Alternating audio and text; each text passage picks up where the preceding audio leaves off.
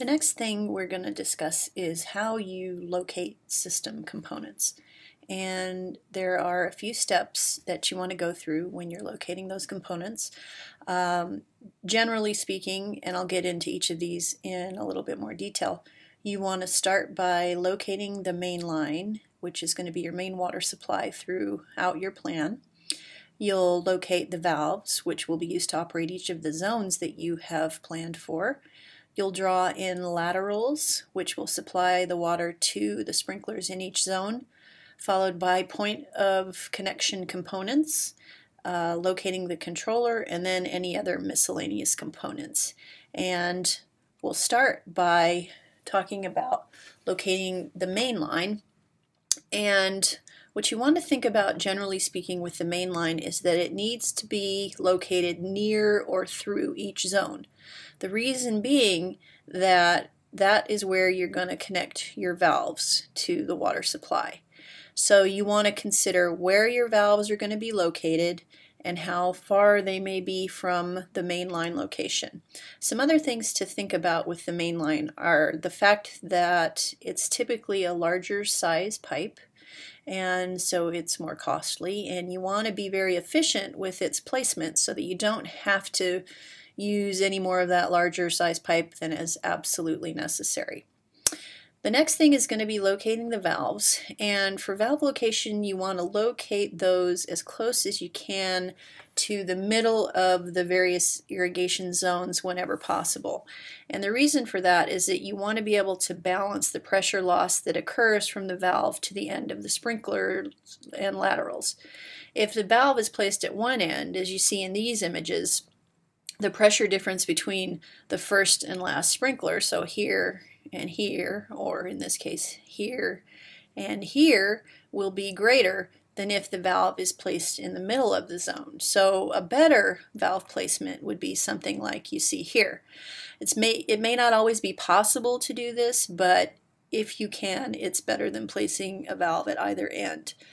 And careful pipe sizing of the laterals, which we'll discuss in the next lecture, can also help minimize the pressure differential between sprinklers. So that's another thing to keep in mind. But here you can see the valves are located more in the center of the zone, and so they're better able to provide even pressure from end to end within the zone. Now, the process of locating system components also informs the planning and design process, and it should lead you to a plan that's clear and easily followed for system installation for the contractor or whoever may be installing the plan. One of the more confusing aspects of reading an irrigation system plan is determining which pipe is connected to which sprinklers and valves. And the way that you address that is by drawing them in the way you see in this image. So here on the left, what you can see is this little half circle, also called a pipe hop, indicates that this particular lateral is not connected to this one. Now, if they were connected, you would simply draw a T like you see here, or a cross, or a T rather like you see here. So that indicates that those pipes are connected. And if you do it in that way, then you can avoid confusion about how those pipes are designated on any given plan. Now, another thing to consider is sloped areas, and they present lots of challenges in irrigation design anyway, and we've talked about a few of those. But some of those challenges include proper pipe and valve placement. So like I mentioned before with valve location, placing a valve well helps to balance pressure losses in the system. In the case of slopes, pipe placement is also very important, because what's going to happen is that gravity is going to cause the water to move down the hill naturally, and the sprinklers at the top of the slope typically will need to run longer than those at the bottom. The sprinklers in the middle may need a different runtime as well because of what's happening with water movement over the entire slope. So one way to address this is to have laterals running across the slope with separate valves so that you can run each of them for different amounts of time and get an even amount of water, as even an amount of water as possible over the entire slope. Next, you're going to draw in the location of other point of connection components, and that can include things like isolation valves, it can include backflow preventers, there may be gate valves on the system in various locations depending on what the owner desires, and there may also be things like pumps, etc. So those will need to be drawn into the plan. The controller comes next, and for the controller you're going to want to locate that near an adequate power supply and also where there's going to be easy access for whoever happens to be operating the system. You want to consider whether or not there may be other sensors associated with the controller, like rain shutoff sensors, soil moisture sensors, freeze sensors, wind sensors. There are a number of possibilities. So you have to consider whether or not any of those are going to be used and how close they need to be located to the controller, or I should say how close the controller needs to be located to them when you're considering where the location rather of that controller. Okay, and finally what you'll do is locate any other miscellaneous components, and miscellaneous components can be a number of things. It can include quick couplers. There may be a location on the property where the owner wants the option of connecting another sprinkler, or perhaps hose bibs where they'd like to be able to do some hand watering. For drip systems, you definitely are going to want to have filters located on the plan, perhaps pressure regulators, perhaps isolation valves and drain valves. And something else to consider for climates in which there are cold and freezing temperatures in the winter is that blowout points might want to be included in the system so that it's convenient to connect an air compressor for blowing out water prior to freezing conditions setting in. So those are sort of the final miscellaneous components that might be located on the plan. Now for a plan, you're definitely going to need some kind of legend, and this is one example of the legend for an irrigation system plan, and I'll just point out a couple of things here. So M in a box, that's very typical for designating the meter. You might see this simple line, zigzag line, to indicate a backflow preventer, and then this group of symbols here indicates different kinds of sprinklers. So these round symbols indicate that they are pop-up turf spray sprinklers. The shading indicates their coverage, so this would be full circle, half circle, an eighth of a circle. These hexagonal symbols indicate rotary nozzles, and again the shading indicates the radius of throw, so full circle, half circle, and so on. And then these small squares indicate pop-up shrub sprays, and again with the radius of throw indicated by the shading. Another symbol that's very commonly used is this circle with 2 quarters shaded for valves. This symbol in this case is indicating a remote control valve. This symbol is indicating a quick coupler, and this symbol, the square with the A inside, is indicating the controller.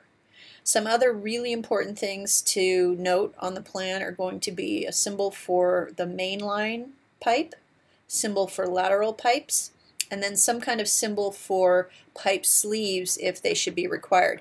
Now this is one example. There are some pretty typically used symbols here, but it's certainly not the only way to do it, and there are a number of other acceptable symbols. As long as you indicate what each of these symbols mean by supplying a legend, then I know what it is that you're designing, and that's a way to go about it. Now let's look at a couple of examples of plans in which some of these system components have been located. So this is an example that has been shown throughout the textbook, and what you can see here will focus on the main line and the valves in this case. So I'll go back and forth a little bit to the legend just so you're sure of what we're talking about. Alright, so first here, an M in the box, that indicates the meter. The dashed line indicates the main line coming to the irrigation system, the main line supply of water. That small zigzag indicates the backflow preventer. Here underneath the sidewalk you've got some additional dashed lines that are indicating a pipe sleeve that is running beneath the sidewalk and housing the main line. So from the meter, the main line is coming onto the property, and then it branches. In this direction, it runs to this point to supply water to this valve and zone. There are also 2 valves located directly on the main line here. And then it branches to the left to supply water to these valves and zones and these valves and zones.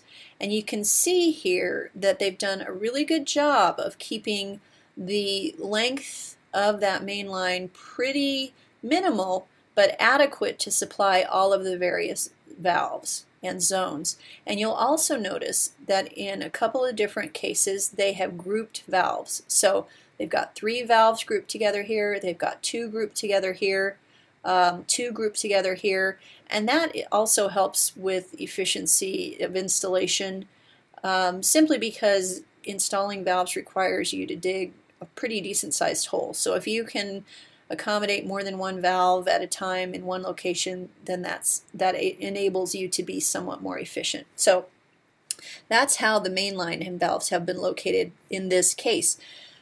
It's important to note that there is not one absolutely correct way to do this.